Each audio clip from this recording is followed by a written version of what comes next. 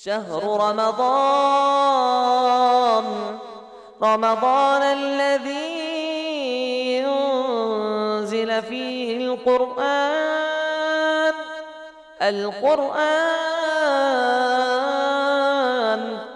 هدى للناس. قرآن حکیم کے 12ویں پارے کی تفسیر کا خلاصہ پیش کیا جا رہا ہے.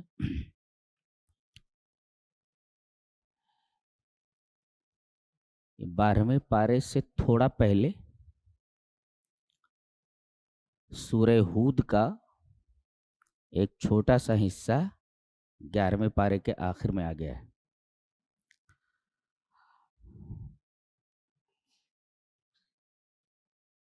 اور یہ سورہ یونس کے بعد ہے ترتیب میں. یہ سورہ کریمہ سورہ ہود یہ سورہ یونس کے بعد ہے. تو سورہ یونس اور سورہ ہود میں ربط کیا ہے؟ ربط اجمال اور تفصیل کا ہے. نہیں سمجھے؟ اس کی جو آخری آیت ہے سورہ یونس کی، جس کے مان بعد سورہ ہود شروع ہوتی، اس آخری آیت میں 3 باتیں کہی گئی ہیں. دیکھیں آپ، اور وہ بھی خطاب نبی سے ہے، محمد صلی اللہ علیہ وسلم سے ہے. کیا؟ وَاتَّبِعْ مَا يُوحَىٰ إِلَيْكَ، اے میرے حبیب آپ کے اوپر جو بھی وحی کی جا رہی ہے آپ اس وحی کو فالو کیجئے، اس وحی کے اتباع کیجئے. اب جی ایک حکم یہ ہے. اب ظاہر ہے کہ زندگی کی آخری سانس تک آپ کے اوپر وحی اترے گی اور وحی کے ہر جز کے اوپر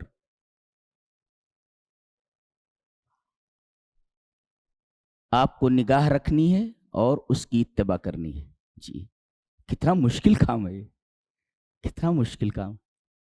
جو بھی وہی اتر رہی ہے آپ اس کو فالو کیجئے، اس کی اتباع کیجئے، اور اتباع کے اندر ہی استقامت داخل ہے، جمے رہیے اس کے اوپر. جی اچھا، یہ تو ہے کہ جتنی وحی آپ کے اوپر اتر رہی ہے اس کی اتباع کیجئے. وَاتَّبِعْ مَا يُوحَىٰ إِلَيْكَ. اچھا دوسرے وَاصْبِرْ، اور صبر کیجئے. دوسری بات کہیے. تیسری، یہ کب تک کرنا ہے آپ کو؟ حتی یحکم اللہ، یہاں تک کہ اللہ فیصلہ کر دے. جتنی چیزیں وحی کے ذریعے آپ کو بتائی جا رہی ہیں آپ ان کی اتباع کیجئے. اتباع کرنے کا مطلب کیا ہے؟ آپ اس کے اوپر چلیے، جمے رہیے اس کے اوپر، اور صبر کیجئے. جی وَاصْبِرْ، کب تک؟ حتی یحکم اللہ، یہاں تک کہ اللہ فیصلہ کر دے. جی تو یہ ہے اجمال، اور سورہ ہود پوری اس کی تفصیل ہے. جی اس اجمال کی تفصیل ہے. نبی کریم صلی اللہ علیہ وسلم نے ارشاد فرمایا شیبتنی ہود و اخواتها، مجھے سورہ ہود اور اس جیسی کچھ سورتوں نے بوڑھا بنا دیا ہے. اللہ، بوڑھا بنا دیا ہے مجھے.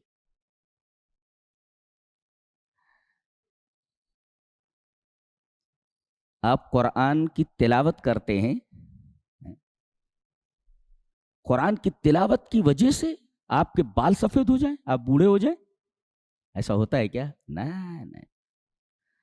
آپ پڑھنے کے ساتھ ساتھ جو کچھ کہا جا رہا ہے اس کو سمجھیے، اور سمجھیے اس طرح کہ یہ آپ کے دل و دماغ میں احساسات میں سما جائے. تب آدمی بوڑھا ہوتا ہے. ساری باتیں احساسات میں سما جائیں، دل کی گہرائیوں میں اتر جائیں، دل و دماغ میں بس جائیں، تب جا کر کے یہ اثرات آدمی کے سر پر مرتب ہوتے ہیں. آدمی بوڑھا ہو جاتا ہے. اللہ، بوڑھا ہو جاتا ہے آدمی.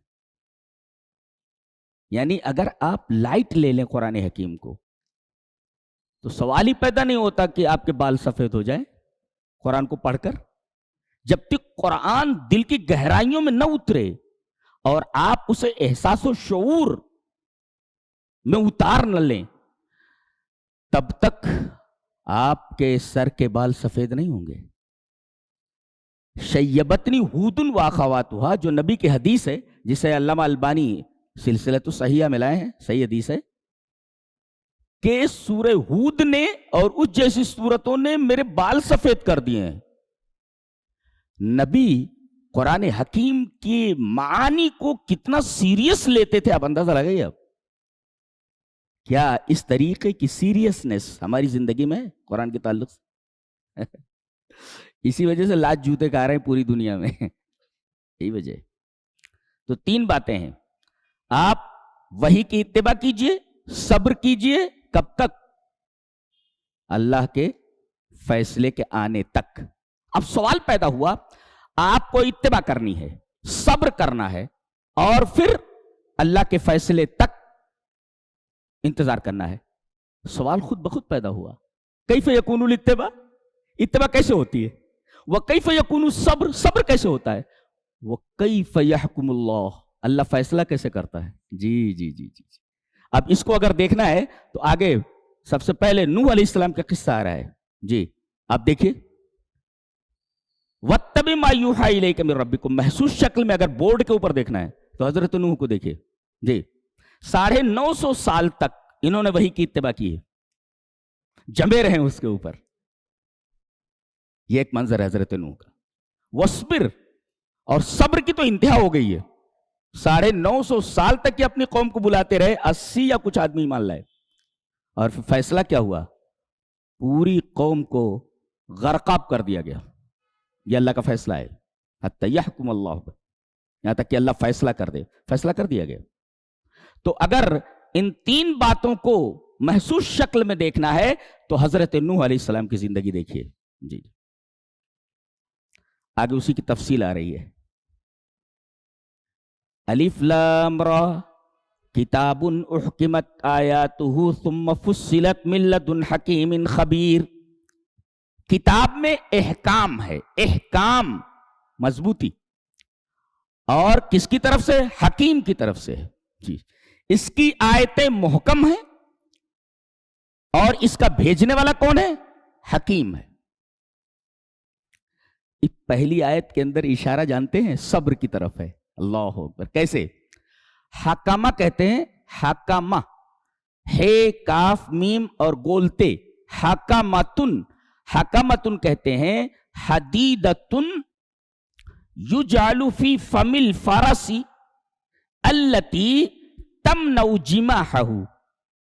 حکامہ کہتے ہیں اس لوہے کو جو گھوڑے کی لگام میں جوڑ دیا جاتا ہے، اور یہ لوہا گھوڑے کے منہ میں ہوتا ہے تاکہ وہ اڑیل نہ ہو جائے، تاکہ وہ اڑیل پن نہ کرے. آپ دیکھ رہے ہیں گھوڑے کے منہ میں لوہے کی ایک چیز ہوتی ہے جو لگام سے لگی رہتی ہے. یہ لوہا گھوڑے کے منہ میں رہتا ہے. جی اور یہ جو منہ میں رہتا ہے لوہے کا یہ ٹکڑا، یہ گھوڑے کو اڑیل پن سے روکتا ہے. ایسے ہی صبر جو ہوتا ہے نا، وہ آدمی کو جذبات میں آنے سے روکتا ہے. جس طریقے سے حکمہ یعنی وہ لوہا جو لگام سے منسلک ہوتا ہے اور گھوڑے کے منہ میں ہوتا ہے، جو روکتا ہے کہ گھوڑا اڑیل نہ ہو جائے، آپے سے باہر نہ ہو جائے، روکتا ہے وہ. ایسے ہی صبر آدمی کو غلط روٹ پر جانے سے روکتا ہے. تو دیکھیں صبر میں اور حکمہ میں اور احکمت میں اور حکیم میں کتنا گہرا ربط ہے. دیکھ رہے ہیں آپ. الف لام را کتاب احکمت آیاتہ ثم فصلت من لدن حکیم خبیر. تو اتباع کیسے کرنی ہے سب سے پہلے بتایا گیا. سب سے پہلے کس چیز کی اتباع کرنی ہے؟ تمام وحی کی اتباع کرنی ہے، لیکن وحی میں سب سے اعلیٰ، سب سے پہلے کس چیز کی اتباع کرنی ہے؟ توحید کی اتباع کرنی ہے. جی اللہ تعبدوا الا اللہ، اللہ کے علاوہ کسی کی عبادت نہ کرو. یہ ہے پہلی چیز. یہ تمام وحیوں میں سب سے اہم وحی ہے کہ اللہ کے علاوہ کسی کی عبادت نہ کی جائے. ایک یہ ہے اتبع ما یوحی الیک، یہ ایک وحی ہے. اچھا، دوسری بھی بہت غور سے سنیے. آج اتنی بات یہ سمجھیے اس پورے پارے کا حاصل ہے. اگر یہ سمجھ میں آ گیا اور آپ کی زندگی میں یہ بات آ گئی تو ظاہر ہے کہ آپ کے رویے میں، آپ کے بیہیویئر میں تبدیلی لازمی ہے. سمجھ لے پہلے. دیکھو،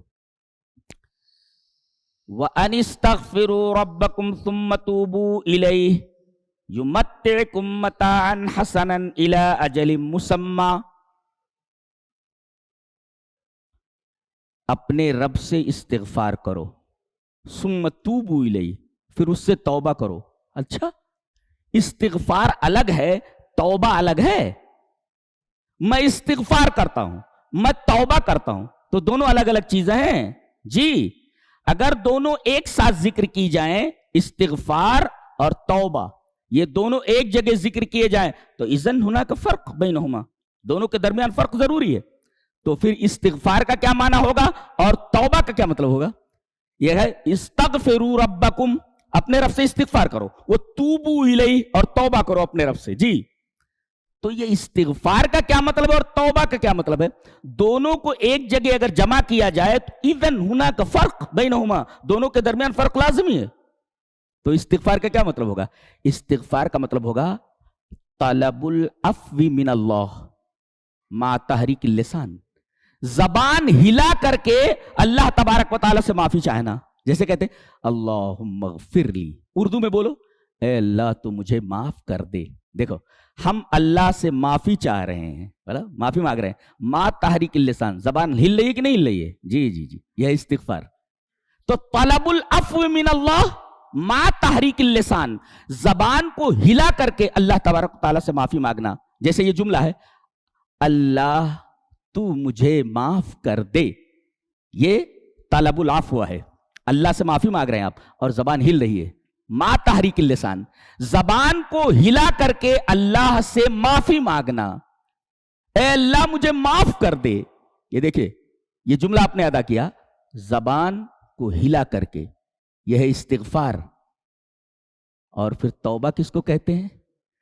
توبہ کہتے ہیں کہ لا بد من تحرک القلب، زبان ہل رہی ہے نا تو اب اس کے ساتھ دل ہلنا چاہیے. جی، دل ہلنا چاہیے. زبان تو ہلی، میرے رب مجھے معاف کر دے، یہ ہے استغفار. زبان ہلا کر کے آپ نے معافی طلب کی، دیٹ از کالڈ استغفار. پھر توبہ، توبہ کہتے ہیں لا بد من تحرک القلب، زبان ہلایا آپ نے تو اب دل بھی ہلنا چاہیے. لا بد من تحرک القلب. دل کیسے ہلے گا؟ یصاحبها یا یصاحبہ شعور بالندم، ندامت کا احساس اس کے ساتھ ہو. اللہ اکبر. دل میں شرمندگی ہو، شرمندگی. اب جب دل میں شرمندگی کا احساس ہوگا تو دل حرکت کرے گا. اس شعور مانے محسوس ہونا. اب جب محسوس ہوگا دل کو کیا؟ ندامت محسوس ہوگی تو گویا کہ دل ہل رہا ہے. کیا دل کیا بول رہا ہے؟ میرے رب امرنی ولم افعل، میرے رب تو نے ایک بات کا حکم دیا تھا میں نے مانا نہیں. میرے رب نہانی، تو نے مجھے منع کیا تھا، فلم انتہی، میں رکا نہیں. اچھا دیکھو، یہ ندامت کا احساس ہے. میرے رب تو نے ایک بات کا حکم دیا تھا کہ میں کروں، میرے رب میں نے کیا نہیں. نہانی فلم انتہی، میرے رب مجھ کو تو نے منع کیا تھا میں رکا نہیں، منع کیا تھا رکا نہیں میں. تو یہ جو ندامت کا احساس ہے، یہ دل اس شعور کے ساتھ ہل رہا ہے، دیٹ از کالڈ توبہ. جی، تو استغفار کے ساتھ توبہ ضروری. اب جب آدمی نادم ہوتا ہے تو ندم کے ساتھ عزم ضروری ہے. اس لیے کہ جب آدمی نادم ہوتا ہے تو پکا ارادہ کرتا ہے کہ آگے نہیں کروں گا. ایسا کیسے؟ گناہ اور ندامت دونوں ایک ساتھ ہو جائیں. آدمی نادم بھی ہو کسی گناہ پر اور اس کے بعد اسے کرتا پھرے, ایسا کیسے ہوتا ہے؟ تو گویا ندامت یہ آدمی کو ابھارتی ہے کہ وہ عزم کرے کہ فیوچر کے اندر اس گناہ کو ریپیٹ نہیں کرے گا. جی, استغفار کا مطلب سمجھ میں آیا؟ زبان کو ہلا کر کے اللہ سے معافی مانگنا, میرے رب مجھے معاف کر دے. زبان ہلی اور آپ نے اللہ سے معافی طلب کی. توبہ کس کو کہتے ہیں؟ زبان ہلی تو اب دل ہلنا چاہیے. دل کیسے ہلا؟ یصاحبہ شعور بالندم, ندامت کا احساس اس کے ساتھ ہو. ندامت کا احساس, شرمندگی کا احساس ہو کہ میرے رب تو نے ایک بات کا مجھے حکم دیا, میں نے کیا نہیں, میں شرمندہ ہوں اس بات پر. میرے رب تو نے ایک بات سے مجھے منع کیا تھا, میں رکا نہیں, میرے رب مجھے اس پر بڑی شرمندگی ہے. یہ احساس شرمندگی, یہ احساس ندامت, یہ در حقیقت توبہ ہے. جی, اس لیے کہ اس کے ساتھ دل ہلا ہے, تو تحریک زبان کے ساتھ, تحریک لسان کے ساتھ تحریک قلب بھی ضروری ہے. جی, وَأَنِ اسْتَغْفِرُوا رَبَّكُمْ ثُمَّ تُوبُوا إِلَيْهِ. اگر یہ چیز ہو جائے آپ کی زندگی میں, جی, زبان ہلے اللہ سے معافی مانگنے کے لیے اور دل ہلے ندامت کے احساس کے ساتھ. جی, زبان ہلے معافی کی طلب کے ساتھ اور دل ہلے احساس ندامت کے ساتھ, تو فائدہ یمتعکم متاعا حسنا, تمہاری زندگی سنوار دوں گا رب تعالیٰ فرماتے. جی, متاع حسن دیتا ہوں, یعنی تمہارے سارے بگڑے کام بنا دیتا ہوں, میں تمہاری زندگی سنوار دیتا ہوں. کب تک؟ الی اجل مسمى, جب تک تم زندہ رہو گے تمہاری زندگی سنوار دوں گا. اور دوسرے, وَيُؤْتِ كُلَّ ذِي فَضْلٍ فَضْلًا, جب مرنے کے بعد ہمارے پاس آؤ گے تو ہم فضل عطا کریں گے. جی, اللہ اکبر, یعنی تمہاری دنیا بھی بنا دیں گے, تمہاری آخرت بھی بنا دیں گے. اگر یہ دو چیزیں تمہارے اندر آ جائیں, استغفار اور توبہ, کیا چاہیے آپ کو؟ اللہ اکبر. اور پھر ڈانٹا گیا, نہیں کرو گے تو میرا کیا بگڑنے والا ہے؟ الی اللہ مرجعکم, تم کو تو میری ہی طرف لوٹنا ہے. جی جی, پھر دیکھو کیا ہوتا ہے تمہارا.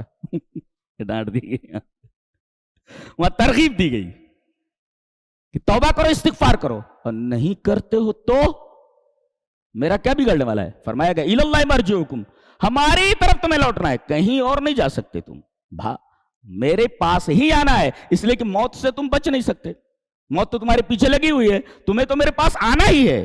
اگر استغفار اور توبہ کرو گے تب بھی آنا ہے, اور نہیں کرو گے تب بھی آنا ہے, لیکن فیصلہ دونوں کے ساتھ الگ الگ ہوگا. جی,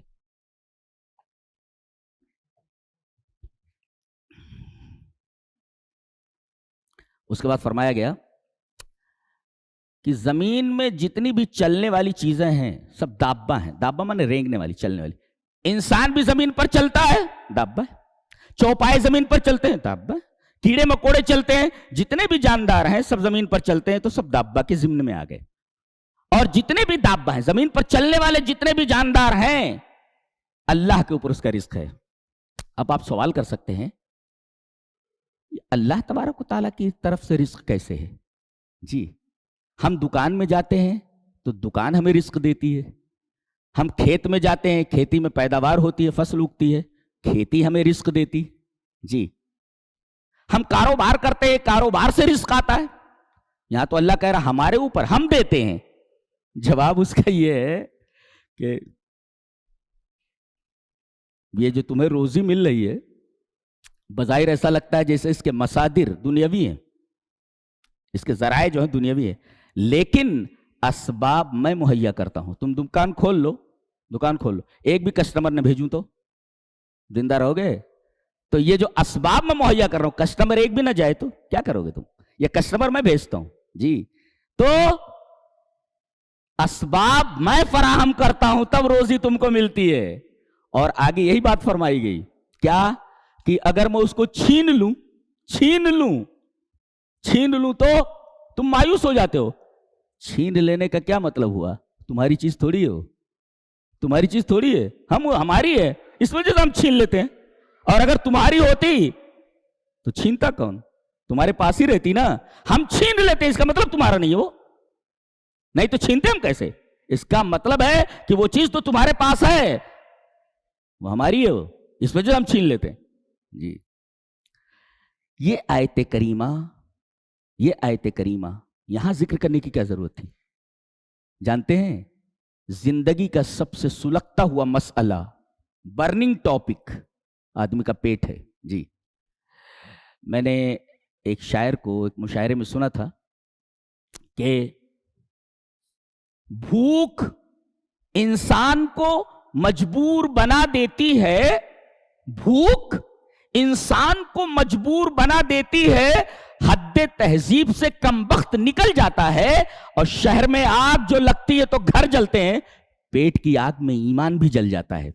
تو یہ جو ہے پیٹ کی آگ میں ایمان بھی جل جاتا ہے، یہ پیٹ یہ انسانی زندگی کا سب سے سلگتا ہوا مسئلہ ہے اور برننگ ٹاپک ہے یہ. جی برننگ ٹاپک ہے یہ. کبھی کبھی ایسا ہوتا ہے کہ اللہ معیشت کو تنگ کر دیتا ہے، معیشت کو تنگ کر دیتا ہے، تو معیشت کو اگر تنگ کر دے تو صبر کرو. جی وصبر، صبر کرو. جی دیکھو آدمی کیا ہوتا ہے، معیشت تنگ ہوئی تو حرام راستے پر چلا جاتا ہے. صبر ضروری ہے معیشت تنگ ہو. اس وجہ سے اللہ تبارک و تعالیٰ نے یہاں پر تذکرہ کیا وَمَا مِن دَابَّةٍ فِي الْأَرْضِ إِلَّا عَلَى اللَّهِ رِزْقُهَا. معیشت اگر تنگ ہو جائے تو بے صبر مت بنو، صبر اختیار کرو. اس لیے کہ نبی سے وہی کہا گیا وَاتَّبِعْ مَا يُوحَىٰ إِلَيْكَ مِن رَبِّكَ وَاصْبِرْ وَاتَّبِعْ مَا يُوحَىٰ إِلَيْكَ وَاصْبِرْ. صبر کیجئے آپ. صبر کا مظہر یہ بھی ہے. جی وَمَا مِن دَابَّةٍ فِي الْأَرْضِ إِلَّا عَلَى اللَّهِ رِزْقُهَا. اچھا اس کے بعد اللہ فرماتا ہے کہ اس نے 6 دن میں زمین اور آسمان بنائے. ارے وہ تو پلک جھپکتے بنا سکتا تھا نا، یہ کیوں کہا 6 دن میں بنایا؟ جی پہلا سوال 6 دن میں کیوں بنایا؟ وہ تو پلک جھپکتے بنا سکتا تھا. جواب اس کا یہ ہے تاکہ انسانوں کو سکھایا جائے کہ کوئی کام کریں تو صبر کے ساتھ کریں، جلد بازی نہ کریں، دھیرے دھیرے کریں اس کو. یہاں بھی اس وہی صبر کی تعلیم دی گئی. پلک جھپکتے بنا سکتا تھا وہ، لیکن 6 دن میں بنایا اس نے تاکہ تمہیں تعلیم دے کہ ہر کام میں تم تدرج، درجہ بندی، درجہ بدرجہ کرو اور صبر کے ساتھ کرو کام کو. اس لیے کہ جلدی کا کام شیطان کا. جی ایک سوال اور کہ اللہ تعالیٰ نے 6 دن کو ہی کیوں اختیار کیا کائنات کو بنانے میں؟ جواب یہ ہے کہ ہر چیز کے بننے کا خود کا ایک وقت ہوتا ہے. جی تو کائنات کے بننے کا جو وقت تھا وہ 6 دن کا تھا، لہذا 6 دن لگاؤ. جیسے بچہ پیٹ میں جو بنتا ہے ماں کے، اس کو 9 مہینے لگتے ہیں. جی تو اس کو وہی ٹائم لگنا تھا. تو کائنات کو 6 دن میں بننا تھا، اس کی کیپیسٹی اتنی تھی 6 دن میں بننے کی، لہذا 6 دن میں بنا دیا گیا. لیکن اللہ کی قدرت ایک الگ چیز ہے اور جو شے بن رہا ہے اس کی کیپیسٹی الگ چیز ہے، جیسے میں نے بتایا تھا اعلیٰ کل شیء قدیر کی تفسیر میں. جی تو 6 دن کے اندر بننے کی کیپیسٹی تھی، 6 دن میں بنا دیا گیا. 6 دن. جی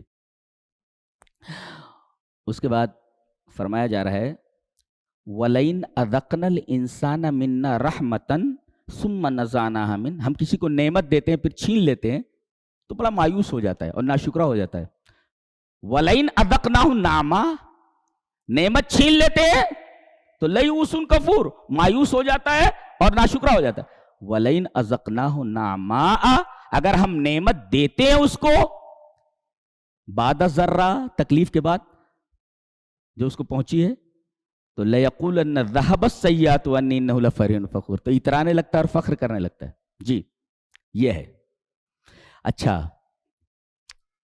اللہ یہ فرما رہا ہے کہ النعمت نعمت، جی والبلاء نعمت.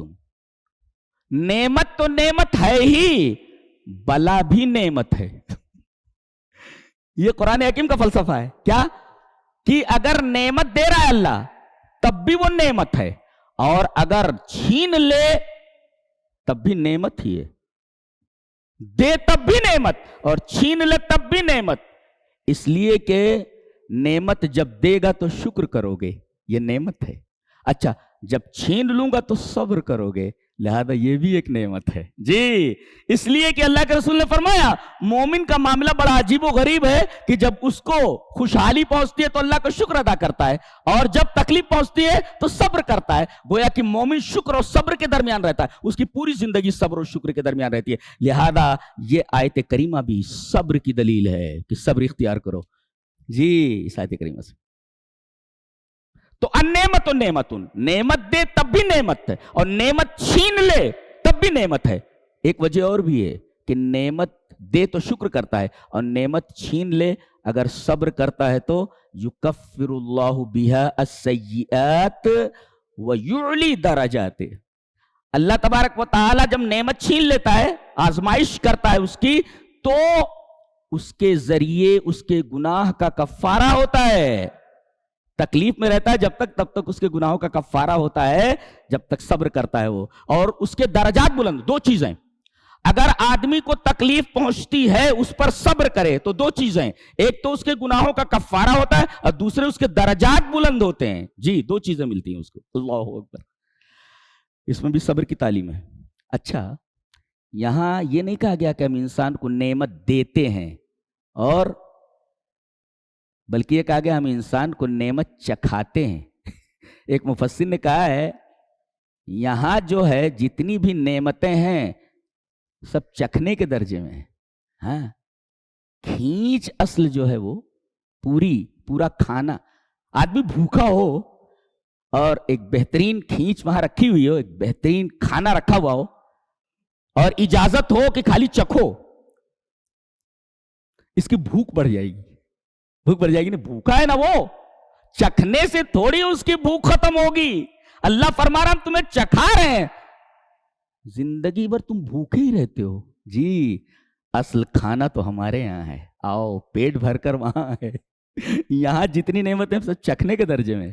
گویا دنیا آخرت کا شو روم ہے جی. خالی دیکھ لو آپ, آخرت میں ساری چیزیں ملنے والی ہیں آپ کو. یہ شو روم ہے, دکھایا جا رہا ہے ایسے ایسا ایسا ایسا.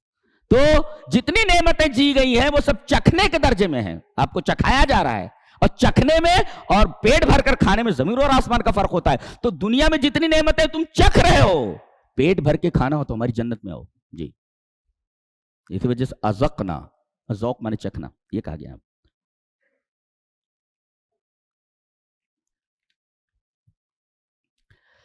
اچھا, قرآن حکیم کا انداز یہ ہے کہ جہاں پر عامل الصالحات کہتا ہے تو اس سے پہلے کیا لاتا ہے؟ آمنو لاتا ہے نا. دیکھو, والعصر ان الانسان لفی خسر الا الذین آمنوا وعملوا الصالحات. جانتے ہیں یہاں الا الذین آمنوا وعملوا الصالحات نہیں لایا گیا ہے, بالکل الٹ دیا گیا ہے. کیا کہا گیا؟ الا الذین صبروا وعملوا الصالحات. ترتیب بھی بدل دی گئی ہے. ہر جگہ کہتا ہے الا الذین آمنوا, ہر جگہ آپ پڑھتے ہیں نا آمنوا وعملوا الصالحات, آمنوا وعملوا الصالحات, آمنوا وعملوا الصالحات. یہ جگہ ہے الا الذین صبروا وعملوا الصالحات. اللہ اکبر. نقطہ یہ بتایا گیا کہ ایمان کی بقا صبر کے اندر ہے. آدمی بے صبرہ ہو جائے تو کبھی کبھی ایمان بھی چلا جاتا ہے. ابھی جیسا کہ وہ شعر میں نے پڑھا تھا نہیں کہ آدمی بے صبرہ ہو جاتا ہے تو اس کا ایمان بھی چلا جاتا ہے. بھوک انسان کو مجبور بنا دیتی ہے, ایمان بھی چلا جاتا ہے اس کا. تو دیکھیے ایک عجیب و غریب بات ہے.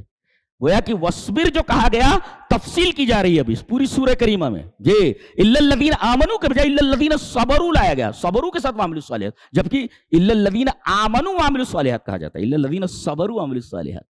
تو گویا صبر یہ ایمانیات میں سے ہے جی.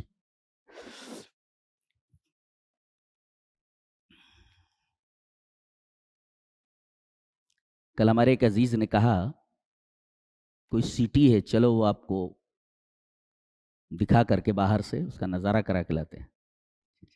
میں نے کہا مجھے کوئی شوق نہیں دیکھنے جی. اور اس کے بعد میرے ذہن میں یہ آیت کریمہ گونجی, دیکھو یہ آیت کریمہ گھومی, دیکھو کتنی عجیب بات ہے. کوئی سٹی ہے نا ایسا, دیکھو من کان یرید الحیات الدنیا وزینتها نوفی الیہم اعمالہم فیہا وہم فیہا لا یبخسون. جی جی, تو دنیا کی زندگی چاہتا ہے اور اس کی رونق چاہتا ہے. لڑکیاں ہیں پینٹ پہنے گھوم رہی ہیں, بے حیا انداز میں گھوم رہی ہیں, لڑکے لڑکیوں کو فرق ہی نہیں ہے. بس دنیا کی زندگی چاہتے ہیں. من کان یرید الحیات الدنیا وزینتہا، اور اس کی زینت ان کو چاہیے، خوبصورتی چاہیے اس کو جی. تو ہم دنیا میں ان کو دے دیتے پورا کا پورا. نوفی الیہم اعمالہم، وہ اگر اچھے اعمال کرتے ہیں نا تو دنیا ہی میں ہم ان کے اچھے عملوں کا پورا پورا بدلہ دے دیتے ہیں، لیکن آخرت میں ان کو کچھ نہیں دیا جاتا. تو دنیا چاہنے والوں کو ہم دنیا ہی میں دے دیتے ہیں. اچھا، اس کے بعد کہا گیا اولئک الذین لیس لہم فی الآخرۃ الا النار، اور یہ وہی لوگ ہیں کہ آخرت میں ان کے لیے صرف اور صرف جہنم ہے. اللہ، اس لیے کہ انہوں نے آخرت کے لیے کام ہی نہیں کیا نا، سب کچھ دنیا ہی دنیا تھی تو دنیا دے دی گئی ان کو. انہوں نے دنیا چاہا.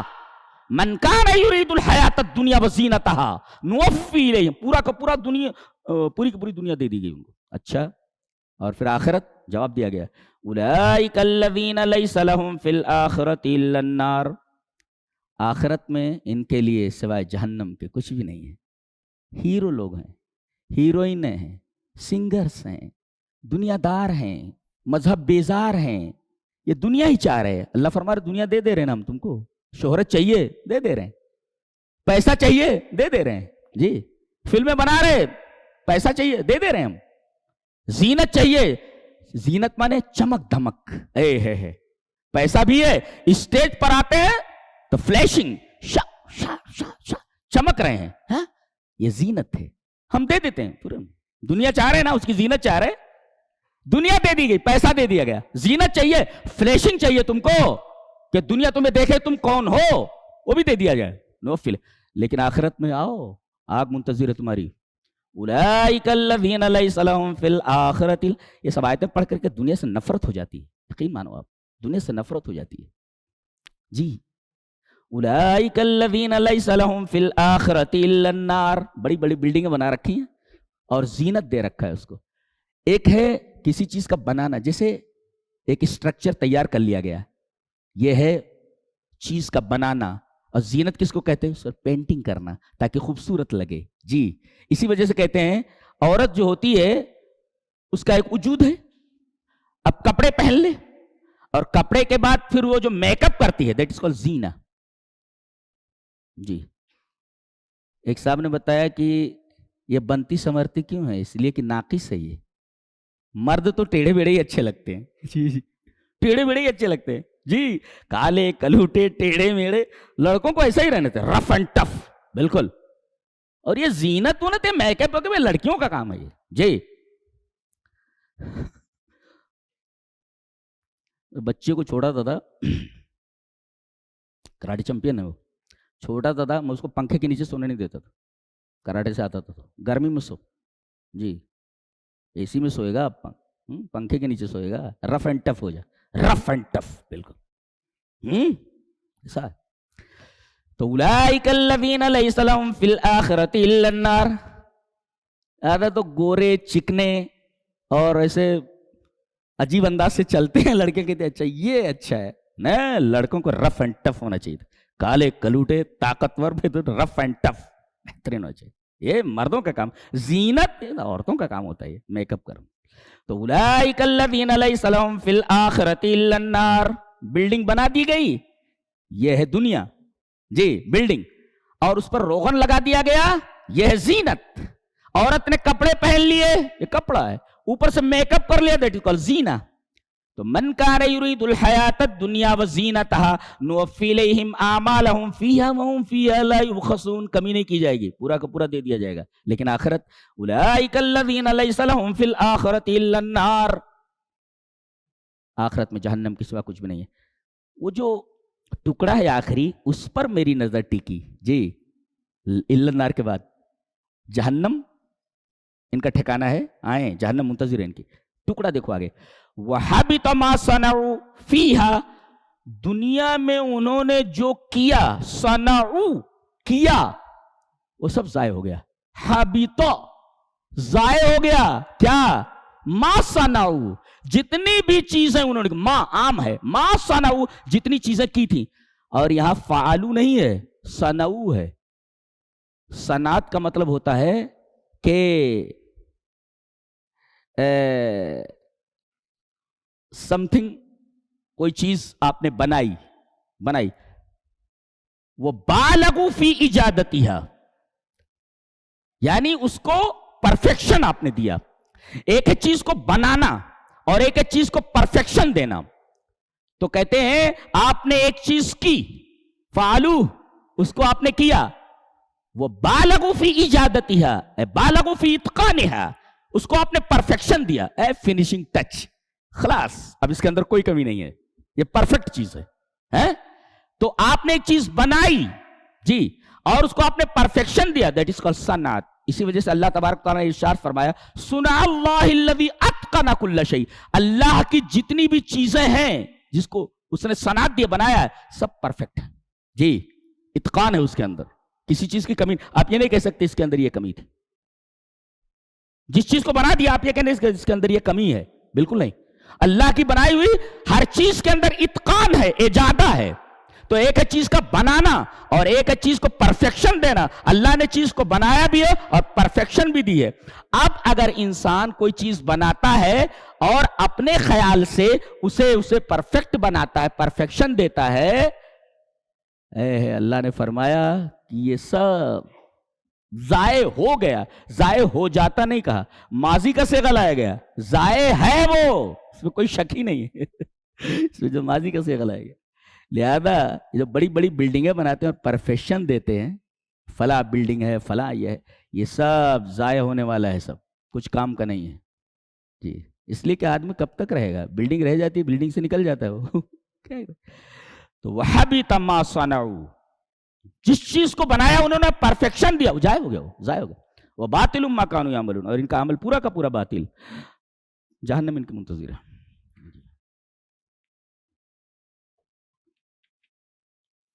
آگے نوح علیہ السلام کا قصہ بیان کیا جا رہا ہے. جب انہوں نے توحید کی دعوت اپنی قوم کو دی، قوم نے کہا تم تو ایک بشر ہو، مَا نَرَاكَ إِلَّا بَشَرًا مِثْلَنَا، ہماری طرح تم ایک انسان ہو، ہم تمہاری بات کیوں مانیں؟ اور یہ تمہارے ارد گرد ہیں یہ گھٹیا لوگ ہیں، اراذل بادی الرأی، گھٹیا قسم کے لوگ. دیکھو ایک تو نبی سے کہا کہ تم انسان ہو، ہم تمہاری بات نہیں مانتے، اور یہ جو تمہاری اتباع کرنے والے لوگ ہیں، وَمَا نَرَاكَ إِلَّا وَمَا نَرَاكَ اتَّبَعَكَ إِلَّا الَّذِينَ هُمْ أَرَاذِلُنَا بَادِيَ الرَّأْيِ، یہ تمہارے ارد گرد جو اب تمہارے اوپر ایمان لانے والے سب کے گھٹیا لوگ ہیں. ارذل، اراذل، یہ گھٹیا لوگ ہیں. اس کے بعد ایک لفظ استعمال کیا گیا، اس لفظ پہ ہم بحث کر لیتے ہیں.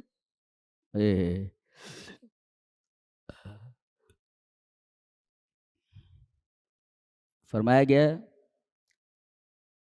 وَلَا أَقُولُ لِلَّذِينَ تَزْدَرِي أَعْيُنُكُمْ، تزدری کہتے ازدرا کہتے تو اسکون، کسی چیز کو حقیر سمجھنا ہے، یہ کوئی چیز ہے اس کو اسکون کہنا، نفرت کرنا. اللہ فرما رہا ہے ان کے دل نفرت نہیں کر رہے ہیں، ان کی آنکھیں نفرت کر رہی ہیں. جی یہ خاص بات ہے، دل نفرت نہیں کر رہے ہیں ان مومنین کو دیکھ کر کے، بلکہ ان کی آنکھیں نفرت کر رہی ہیں. اس کا مطلب ان کی دل کی گہرائیوں میں یہ بات موجود ہے کہ یہ اچھے لوگ ہیں، یہ نبی کے اوپر ایمان لانے والے یہ سب اچھے لوگ ہیں.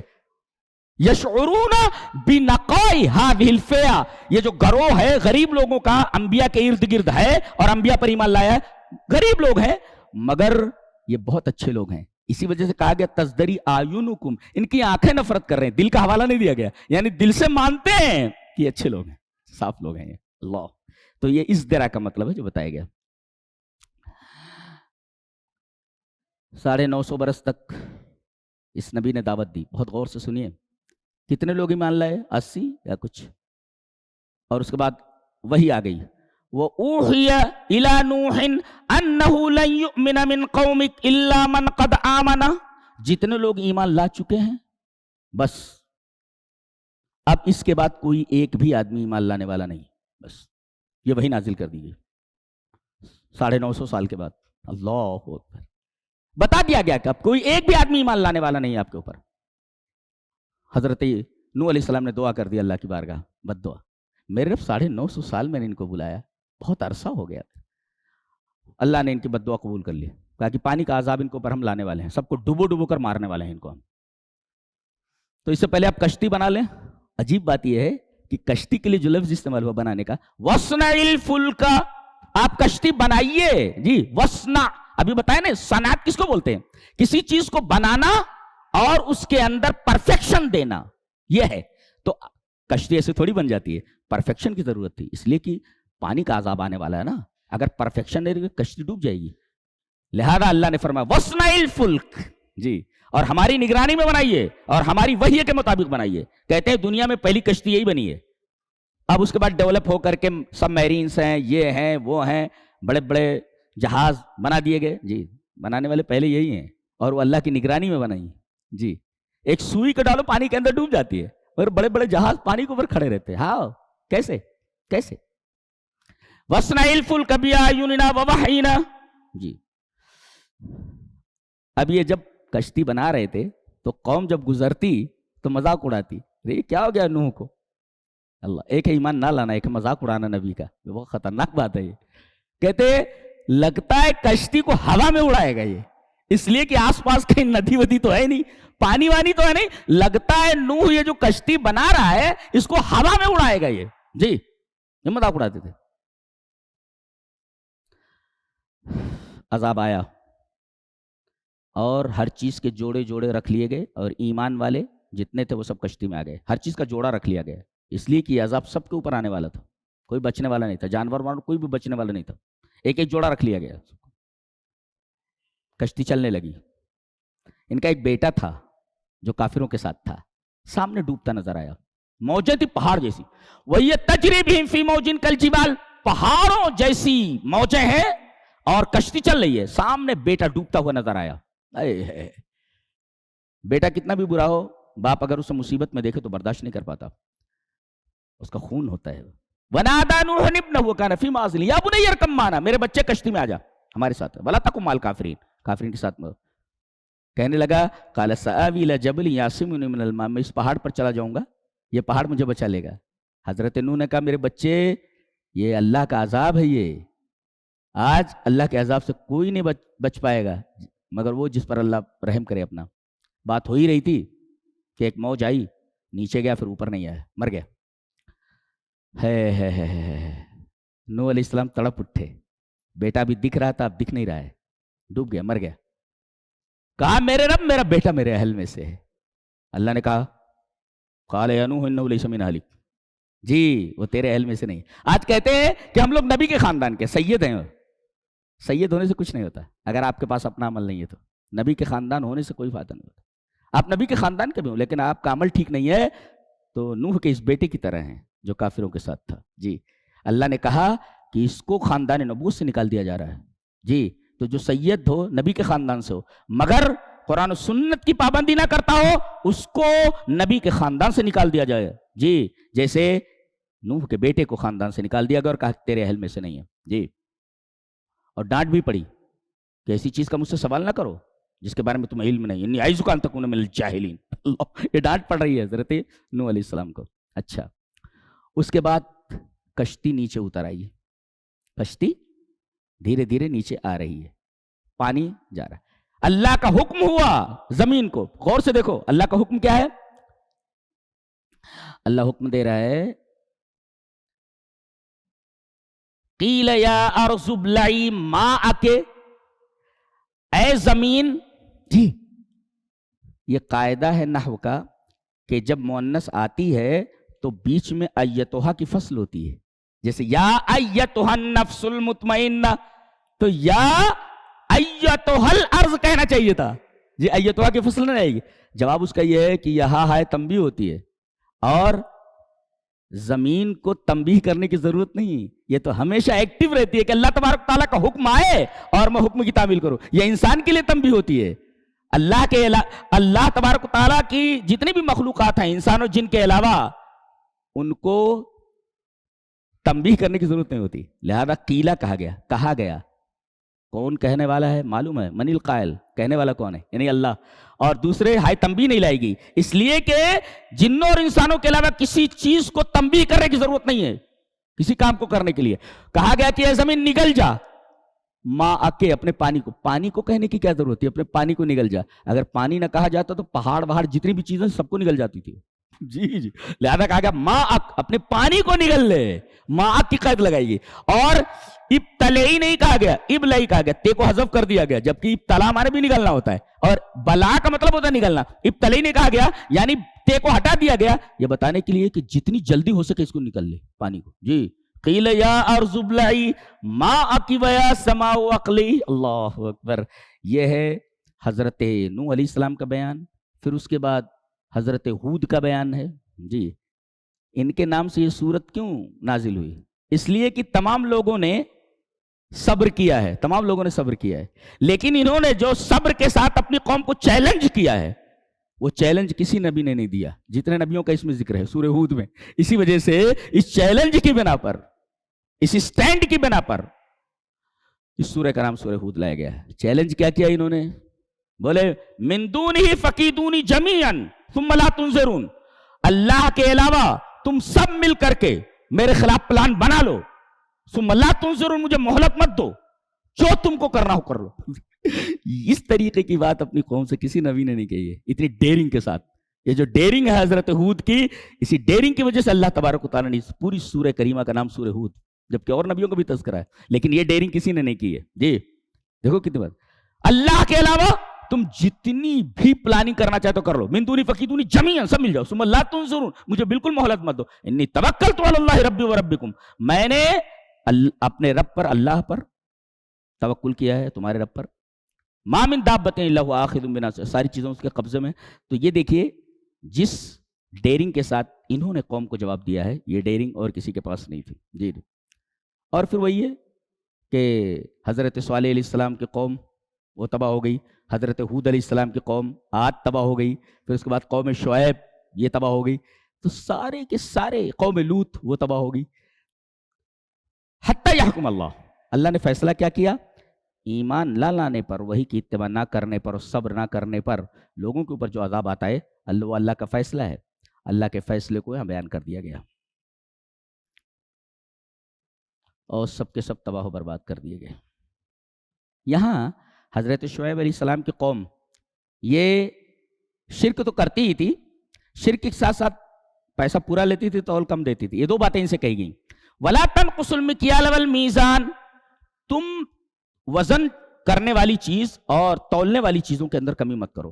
تولو تو پورا دو، وزن کرو تو پورا دو. ناپو کسی چیز میں، کوئی چیز ناپ کر دی جاتی ہے، کسی پیمانہ ہوتا ہے ناپ کر، تو ناپو تو اس کے اندر گڑبڑی مت کرو، پورا پورا ناپ کر دو. اور وزن کرو تو ڈنڈی مت مارو، پورا کا پورا دو. یہ بات کہی گئی. اور آگے کہا گیا وَلَا تَبْخَسُوا النَّاسَ أَشْيَاءَهُمْ. جی تو ایک ہے ناپ تول میں کمی مت کرو، یہ صرف بیع و شرع کے اندر ہوتا ہے، لین دین میں. آگے کہا گیا وَلَا تَبْخَسُوا النَّاسَ أَشْيَاءَهُمْ فِي الشُّؤُونِ كُلِّهَا، زندگی کے تمام معاملات میں اس طریقے کی حرکت مت کرو کہ پیسہ پورا لو اور تول کم دو. کسی معاملے میں بھی کمی مت کرو. فِي الشُّؤُونِ كُلِّهَا، زندگی کے تمام معاملات.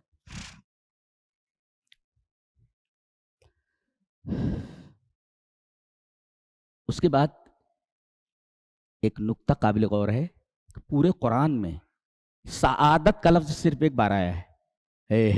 یہ دیکھا کہا گیا وَأَمَّا الَّذِينَ سُعِدُوا، جو لوگ سعادت مند ہیں فَفِي الْجَنَّةِ، ان کے لیے جنت ہے. سعادت کا لفظ، خوش نصیبی جس کو بولتے ہیں، صرف ایک بار آیا ہے پورے قرآن میں ہے. لیکن شقاوت کا تذکرہ بہت ہے. اس کا مطلب مفسر کہتا ہے دنیا پوری کی پوری شقاوت ہے، سعادت یہاں ہے ہی نہیں. ایک بار ہے تذکرہ وہ بھی جنت میں، تو سعادت صرف جنت میں ملنے والی ہے.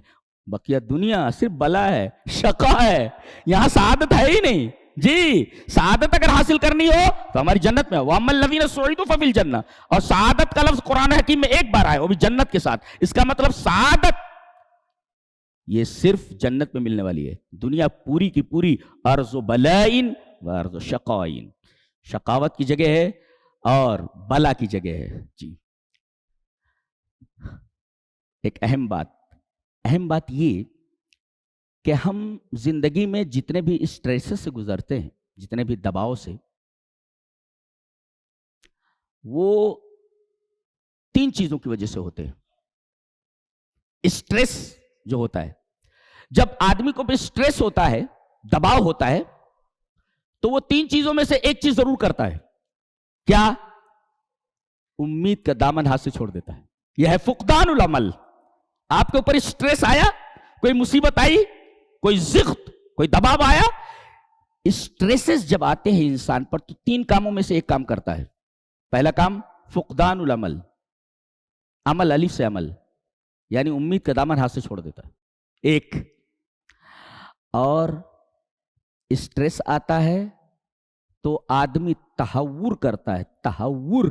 تہور کا مطلب ہوتا ہے فول ہارڈینس یا انکنٹرولیبلٹی, یعنی آؤٹ آف کنٹرول ہو جاتا ہے اور نرمی کی جگہ سختی اختیار کرتا ہے. ہاں, آستین چڑھا لیتا ہے, جذبات میں آ جاتا ہے اور تشدد پر اتر آتا ہے. اس کو کہتے تہور. تو آدمی ایک تو امید کا دامن ہاتھ سے چھوڑ دیتا ہے, اسٹریس آتا ہے تو, اور دوسرے آدمی جذبات میں آ کر غلط روٹ کے اوپر چلا جاتا ہے. اچھا, اور تیسرے نمبر پہ ظالم کی گود میں جا کر گر جاتا ہے. جی, الارتماء فی احزانہم. جی, ایک تو اپنی امید کھو دیتا ہے, امید کا دامن ہاتھ سے چھوڑ دیتا ہے ایک اسٹریس کی وجہ سے, اور یا تو ظالم کی گود میں جا کر کے بیٹھ جاتا ہے, جھک جاتا ہے. وہ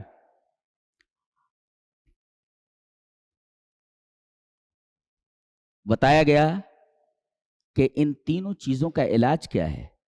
فاستقم کما امرت, آپ جمے رہیے کسی چیز پر, بالکل جم جائیے, اور کسی چیز پر آپ استقامت اختیار کریں گے تو اس کا مطلب یہ ہوا کہ آپ نے آرزو کا دامن, امید کا دامن ہاتھ سے نہیں چھوڑا ہے.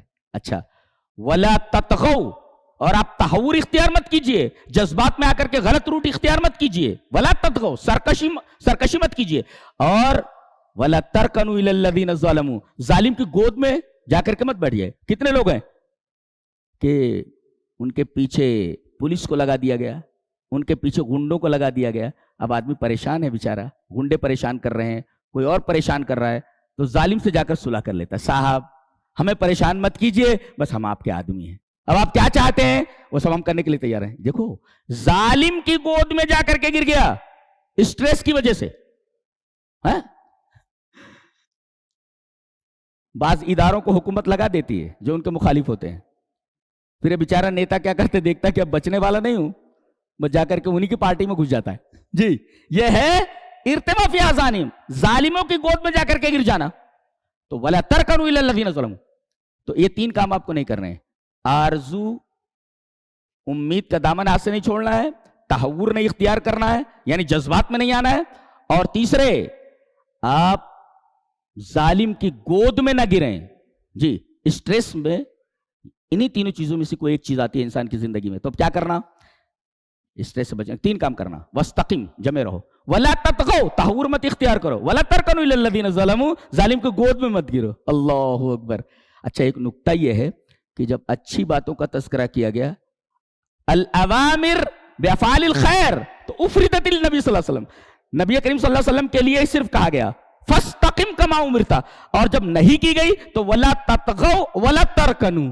ہاں جی, تو نبی کو اشارے میں داخل کیا گیا اور ان کو صراحتاً امت کو, اس لیے کہ نبی طغیان نہیں کرتا اور وہ کسی کی گود میں, ظالم کی گود میں نہیں گرتا. جی, اسی وجہ سے جہاں حکم دیا گیا بھلائی کا وہاں صرف نبی کے لیے فاستقم کما امرت, اور ولا تطغوا ولا ترکنوا, یہ دونوں چیزیں امت کے لیے ضمناً آپ اس میں شامل ہے, صراحتاً اس میں شامل نہیں آپ. جی, اس کے بعد سورہ یوسف شروع ہوتی ہے. سورہ یوسف جو ہے یہ سب سے بہترین کہانی ہے, قرآن حکیم نے کہا سب سے بہترین قصہ ہے.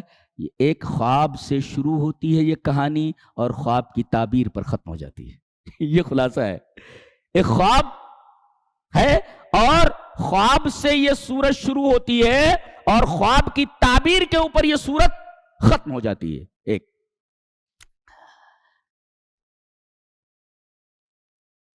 بھائیوں کے حسد کی وجہ سے ایسا ہوا, بھائیوں کے حسد کی وجہ سے. جی, اس سورہ کریمہ کی تھیم کیا ہے وہ بہت غور سے سنو. تھیم 3 تھی وہاں, اتبع ما یوحی الیک, ایک, اچھا, اور اس کے بعد وصبر, 2, حتی یحکم اللہ بیننا, 3. اس کے اندر بھی 3 چیزیں ہیں. ثق بتدبیر اللہ, اللہ تبارک تعالیٰ کی تدبیر پر بھروسہ کرو وصبر اور صبر کرو، ولا تیس اور مایوس مت ہو. یہ تین چیزیں اس کہانی کی پوری بنیاد ہیں. جی یہ تینوں چیزیں آپ کی زندگی میں نہیں آ رہی. سکھ بتدبیر اللہ کا کیا مطلب ہوتا ہے؟ اللہ کی تدبیر آپ کی سمجھ میں نہیں آ رہی ہے. دیکھو کوئی اچھی چیز ہوتی ہے اس کا نتیجہ برا ہوتا ہے، اور کوئی بری چیز ہوتی ہے اس کا اچھا نتیجہ ہوتا ہے. یہ عجیب بات ہے، یہ اللہ تبارک و تعالیٰ کا ایک عجیب و غریب قانون جاری ہے. مثلا حضرت یعقوب نے اپنے بیٹے یوسف سے محبت کی. محبت ایک اچھی چیز ہے، لیکن اس محبت نے ان کو کنویں میں پہنچا دیا، کنویں میں چلے گئے. اسی محبت کی وجہ سے تو بھائیوں نے ان کو اٹھا کر کے کنویں میں ڈال دیا. تو ایک اچھی چیز سبب بنی ہے ایک بری جگہ پہنچنے کی، کنویں میں.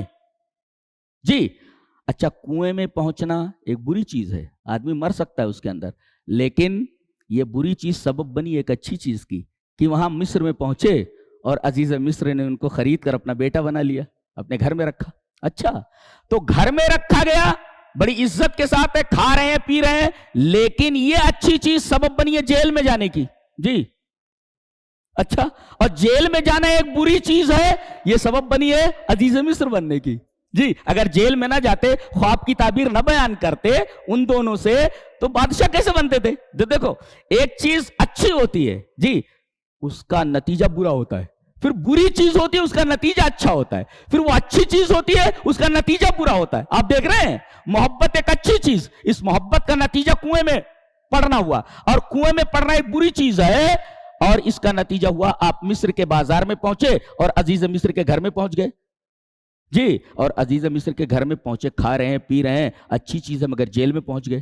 جی اور جیل میں جانا ایک بری بات ہے، ایک خراب چیز ہے، لیکن اس کے ذریعے جیل میں جانے کی وجہ سے بادشاہ بن گئے مصر کے.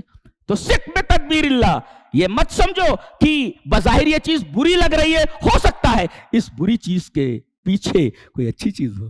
جی سکھ بتدبیر اللہ. لہذا اگر کوئی مصیبت آئے تو آپ کو صبر کا دامن اور امید کا دامن ہاتھ سے نہیں چھوڑنا ہے. آپ کو اس سورہ کریمہ کے اوپر غور کرنا ہے کہ اچھی چیز نظر آ رہی تھی، ہو سکتا ہے کہ اس کے پیچھے کوئی برا نتیجہ ہو، اور کوئی بری چیز ہے اس کا نتیجہ اچھا ہو. تو سکھ بتدبیر اللہ. جی اور یہ قاعدہ ہے، جس چیز سے آپ بہت زیادہ محبت کرتے ہیں نا جی وہ آپ کے ہاتھ سے نکل جاتی ہے. جی بہت محبت کیا نا حضرت یوسف سے، حضرت یوسف ہاتھ سے نکل گئے. لہذا کسی چیز سے اتنا دل نہ لگاؤ. دنیا سے اگر بہت دل لگاؤ گے نا تو پھر جب مرو گے، مرنے لگو گے، تو پیچھے مڑ مڑ کر کے دنیا کو دیکھو گے. دنیا تمہیں گھاس ڈالنے والی نہیں ہے، دنیا سے تو نکلنا ہی ہے آپ کو. جی ایک بات تو یہ ہے، اور اس میں ایک خاص بات ہے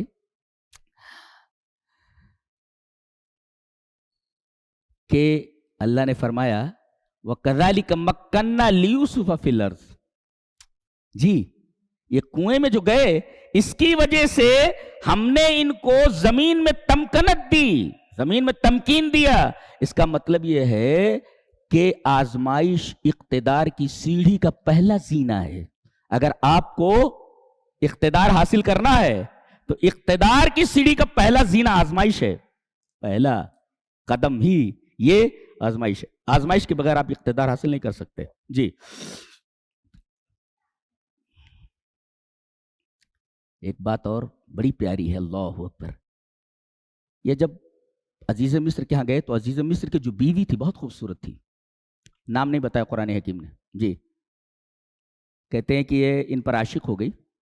وَرَاوَدَتْهُ الَّتِي هُوَ فِي بَيْتِهَا، اور پرچایا، گناہ کی طرف بلایا اس عورت نے جس عورت کے گھر میں وہ تھے. اللہ کیا تعبیر. صاف صاف ایسا نہیں کہا گیا کہ عزیز مصر کی بیوی نے ان کو گناہ پر آمادہ کیا. کن کو؟ یوسف کو. عزیز مصر کی بیوی جس کا نام زلیخا بتایا جاتا ہے، زلیخا نے یوسف کو گناہ کی دعوت دی. یہ کہنے کے بجائے یوں کہا جا رہا ہے اور گناہ کی دعوت دی، پرچایا اس عورت نے جس عورت کے گھر میں وہ تھا. دیکھیں کہ تمہارے اللہ تعالیٰ تعبیر دیکھ رہے ہیں، جس کا انگریزی میں یوں کہہ سکتے ہیں کہ she said in whose house he was and sought to seduce him and close all the doors and said come you. اللہ نے فرمایا وراودته التي هو في بيتها عن نفسه وغلقت الابواب وقالت هيت لك. کم یو ایسا گناہ پر آمادہ کرنے کے لیے. تو دیکھو اللہ نے تعلیم دی ہے کہ کیسی بھی خراب عورت ہو, کیسی خراب عورت ہو, معلوم ہو جائے کہ خراب ہے, نام مت لو اس کا, ذکر کرتے وقت نام نہ لو, اور جس کو وہ گناہ پر آمادہ کر رہی ہے اس کا بھی نام مت لو, دونوں بدنام ہو جاتے ہیں. اللہ اکبر, نام مت لو, یہ تعلیم دی گئی ہے. یہ جو گناہ پر دعوت دے رہی تھی اس عورت کا نام نہیں لیا گیا, اور جس کو گناہ کی دعوت دی جا رہی تھی داعیہ اور مدعو دونوں کا نام نہیں لیا گیا. تعلیم ہے اس بات کی کہ گناہ اگر کوئی کر رہا ہو, عورت ہو یا مرد ہو, تو نام نہ لیا جائے. جی جی, یہ قرآن حکیم کی تعلیم ہے. اور پہلے عورت کا تذکرہ ہے, اسی وجہ سے عورت کتنی بھی بری ہو اس کی برائی کو نہ اچھالا جائے, بالکل بھی نہیں. وراودتہ التی, نام نہیں لیا گیا. وراودتہ التی وفی بیتها عن نفسه وغلقت الابواب وقالت هیت لک. جی, جیل میں پہنچ گئے, اسی عورت نے جیل بھیجوایا, جیل میں پہنچے. اب اس کے بعد دو اور پہنچ گئے وہاں. ایک کے اوپر الزام یہ تھا کہ اس نے بادشاہ کو زہر دینے کی کوشش کی ہے, وہ نان بائی تھا, وہ کھانا جو بناتا تھا. جی, اور ایک تھا ساقی, شراب پلانے والا بادشاہ کو.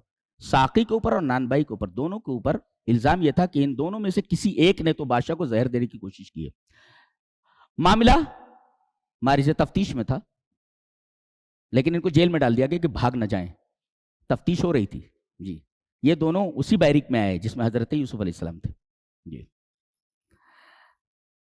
حضرت یوسف علیہ السلام نے ان سے کہا یا صاحبی السجن, ایسا یہ نہیں کہا انہوں نے اے میرے دونوں ساتھیوں, ایسا نہیں کہا, بلکہ کہا یا صاحبی السجن, اے میرے جیل کے دونوں ساتھیوں. یہ جیل بڑھانے کی کیا ضرورت تھی؟ اشارہ اس بات کی طرف ہے کہ تم دونوں میرے اس جگہ کے ساتھی ہو, عقیدے میں میرے ساتھی نہیں ہو تم. جی, فرق کر دیا حضرت یوسف علیہ السلام نے کہ تم جیل کے میرے ساتھی ہو, عقیدے کے میرے ساتھی نہیں ہو تم. تمہارا عقیدہ الگ ہے, میرا عقیدہ الگ ہے, اور میرا عقیدہ عقیدہ توحید ہے, تمہارا عقیدہ عقیدہ شرک ہے. اور پھر توحید کی دعوت دے دی انہوں نے. یا صاحب السجن ارباب متفرقون خیر ام اللہ الوالد, دیکھ رہے ہیں آپ, یا صاحبیہ کہہ سکتے تھے اے میرے دونوں ساتھیوں, نہ یا صاحب السجن, اے میرے جیل کے ساتھیوں, یعنی میں جیل کا ساتھی ہوں تمہارا, عقیدے میں تمہارا ساتھی نہیں ہوں. تو ساتھی ہوں میں جگہ کا, عقیدے کا ساتھی نہیں ہوں. اس وجہ سے سجن کو لایا گیا. یعنی ایک ایک لفظ ایسا رکھ دیا گیا ہے کہ اگر اس کو وہاں سے نکال لیا جائے تو وہ مفہوم بنے گا ہی نہیں. یہ کسی انسان کا کلام تھوڑی ہو سکتا ہے. جی, اس کے بعد کہا کہ اچھا ٹھیک ہے, بتاؤ کیا دیکھا تم نے خواب میں؟ تو وہ بولا, وہ جو نان بائی تھا, کہ میں نے اپنے سر پر خوان رکھا ہوا ہے اور چڑیاں روٹیاں لے لے کر کے جا رہی ہیں. اچھا, تو نے کیا دیکھا؟ بولے میں بادشاہ کو شراب پلا رہا ہوں. تو حضرت یوسف علیہ السلام نے کہا کہ تم الزام سے بری ہو جاؤ گے ساقی کو, اور یہ جو نان بائی ہے اسی نے زہر دینے کی کوشش کی ہے, لہذا اس کو سولی دے دی جائے گی, اور اس کا مغز, اس کا گوشت پرندے اور کوے اور سب جاندار کھائیں گے. اس کا بتا دیا گیا. اچھا, اب جب یہ جانے لگا, کون؟ یہ ساقی, اور حضرت یوسف کو معلوم تھا کہ یہ بچ جائے گا, خواب کی تعبیر بتائی تو کہا کہ جا کر کے اپنے بادشاہ سے ذکر کرنا میرا. جی, ذکر کرنا کہ ایک بے گناہ آدمی جو جیل میں پڑا ہوا ہے, اللہ نے فرمایا کہ ہم نے اس آدمی کے ذہن سے بات نکال دی. کئی سالوں تک اس آدمی کو یاد ہی نہیں آیا کہ کوئی جیل میں پڑا ہوا ہے. اس کا مطلب یہ ہوا کہ اللہ تبارک و تعالیٰ جتنے سال, جتنے ٹائم تک کسی کو کہاں رکھنا چاہے, دنیا کی کوئی طاقت اس کو وہاں سے نہیں نکال سکتی. جی جی, یہ جو ہے بادشاہ نے اسی ٹائم خواب دیکھا. کیا دیکھا وہ دیکھو, اور تعبیر کیسے نکالی جاتی ہے وہ دیکھو. کہتے ہیں ابن سیرین کے پاس ایک شخص آیا, کہا کہ حضرت میں نے خواب دیکھا ہے. کہا کہ کیا؟ کہا کہ میں نے یہ دیکھا ہے کہ میری چارپائی کے نیچے, گھر کے اندر چارپائی ہے کمرے میں, چارپائی کے نیچے آگ جل رہی ہے. ارے کہا جلدی کر, اپنا سامان وامان باہر نکال لے, اپنے بال بچوں کو باہر نکال لے, تیرا گھر گرنے والا ہے. اور سچ مچ جیسے اس نے اپنے بال بچوں کو نکالا اور گھر سے سامان نکالا, گھر بیٹھ گیا. پھر دوسری جگہ اس نے گھر بنایا.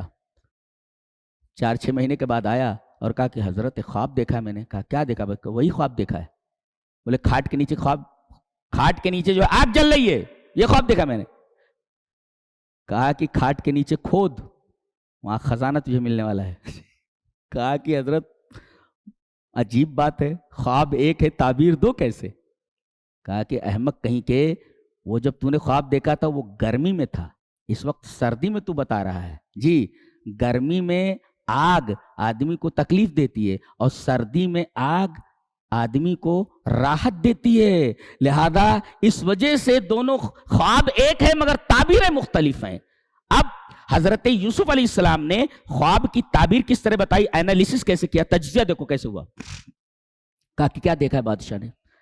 کہا کہ انی ارا سبع بقرات سمان, 7 موٹی گائیں ہیں, موٹی موٹی گائیں ہیں. اچھا, یاکلہن سبع عجاف, جسے 7 دبلی گائیں کھا رہی ہیں. اچھا, اور کیا دیکھا؟ وسبع سنبلات خضر, اور 7 ہری بالیاں ہیں اور 7 سوکھی بالیاں ہیں. اچھا, کیسے نکالا, اینالیسس کیسے کی انہوں نے؟ اینالیسس یہ کی, 7 موٹی گائیں ہیں. اچھا, 7 موٹی گایوں کو دبلی گائیں کھا رہی ہیں 7 نے. تو پہلے کیا ہے؟ 7 موٹی گائیں ہیں. انہوں نے تجزیہ یہ کیا, اینالیسس یہ کی کہ 7 موٹی گائیں ایسی ہے, ان کا مطلب یہ ہوا کہ 7 سال پیداوار بہت ہوگی, بمپر کراپ آئے گی. جی, فصل بہت ہوگی 7 سال, اور 7 سال کے بعد 7 سال قحط کا ہوگا. تو 7 سال جو قحط کا ہوگا, وہ جو 7 سال شروع میں آپ نے پیداوار کی ہے, اس پیداوار کو یہ 7 سال قحط کے کھا لیں گے.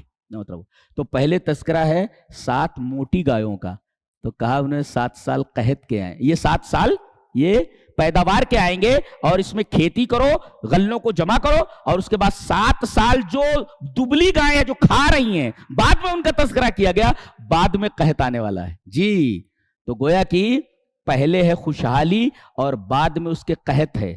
جی, اور اس کے بعد 7 کے اس عدد سے حضرت یوسف علیہ السلام نے کہا کہ 7 سال قحط کے ہوں گے اور 7 سال اللہ تبارک تعالیٰ پیداوار کے کرے گا. تو اس طریقے سے انہوں نے خواب سے نتیجہ نکالا. جو معبرین ہوتے ہیں وہ خواب سن کر کے تجزیہ کرتے ہیں, تجزیے کے بعد اس کو نکالتے ہیں. اور بہرحال یہ ایک باریک علم ہے, اللہ تبارک تعالیٰ نے خصوصی طور پر حضرت یوسف علیہ السلام کو یہ علم عطا فرمایا تھا. تو یہ سورہ کریمہ آگے تک چلی گئی ہے. اس سورہ کریمہ کے اور بہت سارے اسرار ہیں جو ہم انشاءاللہ کل ان کے ساتھ ہی اس پورے سورہ کریمہ کے اوپر گفتگو کریں گے. اللہ ہمیں نیک عمل اور اچھی سمجھ کی توفیق عطا فرمائے. وآخر دعوانا الحمدللہ رب العالمین.